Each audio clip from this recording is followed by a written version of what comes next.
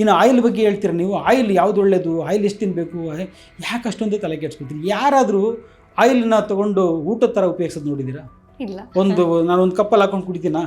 ಇಲ್ಲ. Oil use ಮಾಡೋ ಒಂದು ಲಾಜಿಕ್ ಏನಂದರೆ ಫುಡ್ಡನ್ನು ಟೇಸ್ಟಿ ಮಾಡಲಿಕ್ಕೆ. ಆಯಿಲಿಂದ ಬೆನಿಫಿಟ್ ಇದೆ ಇಲ್ಲ ಮೇಡಮ್, ಆಯಿಲಿಂದ ಬೆನಿಫಿಟ್ ಇಲ್ಲ, ಲಾಸು ಕೂಡ ಇಲ್ಲ.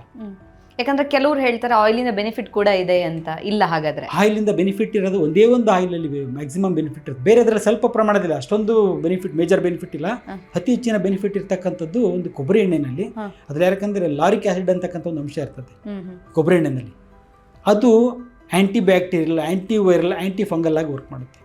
ಇಟ್ಸ್ ನ್ಯಾಚುರಲ್ ಆ್ಯಂಟಿ ಬ್ಯಾಕ್ಟೀರಿಯಲ್ ಆಗಿ ವರ್ಕ್ ಮಾಡುತ್ತೆ. ನಮ್ಮ ದೇಹ ಸೇರಿದಾಗ ಇನ್ಫೆಕ್ಷನನ್ನು ಸಬ್ಸೈಡ್ ಮಾಡ್ತಕ್ಕಂಥದ್ದು, ಇಮ್ಯುನಿಟಿನ ಇಂಪ್ರೂವ್ ಮಾಡ್ತಕ್ಕಂಥ ಕೆಲಸ ಮಾಡುತ್ತೆ. ಹಾಗಾಗಿ ಬೆನಿಫಿಟ್ ಅಂತ ಬಂದಾಗ ನನ್ನ ಅಡ್ವೈಸ್ ಏನಂತಂದರೆ ಈ ಒಂದು ಕೊಬ್ಬರಿ ಎಣ್ಣೆ ಯೂಸ್ ಮಾಡೋದ್ರಿಂದ ಹೆಲ್ತ್ ಮೇಲೆ ಸ್ವಲ್ಪ ಮಟ್ಟಿಗೆ ಬೆನಿಫಿಟ್ ಇದೆ.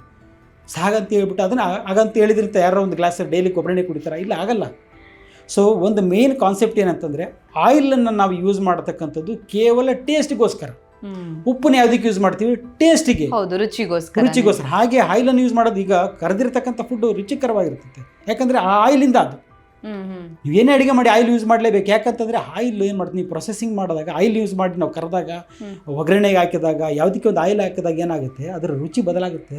ನಮ್ಮ ಟೇಸ್ಟ್ಗೋಸ್ಕರ ನಾವು ಯೂಸ್ ಮಾಡಲೇಬೇಕು, ತಪ್ಪೇನಿದೆ. ಟೇಸ್ಟ್ಗೋಸ್ಕರ ಎಷ್ಟು ಯೂಸ್ ಮಾಡ್ತೀರಾ ಅಷ್ಟು, ನೀವು ಒಗ್ಗರಣೆಗೆ ಎಷ್ಟು ಹಾಕ್ತೀರಾ ಹಾಕ್ತೀರಿ. ಯಾರು 1 ಲೀಟ್ರ್ ಒಗ್ಗರಣೆಗೆ 1 ಲೀಟ್ರ್ ಹಾಕ್ಬಿಟ್ಟು ಅಡುಗೆ ಮಾಡೋದಿಲ್ಲ.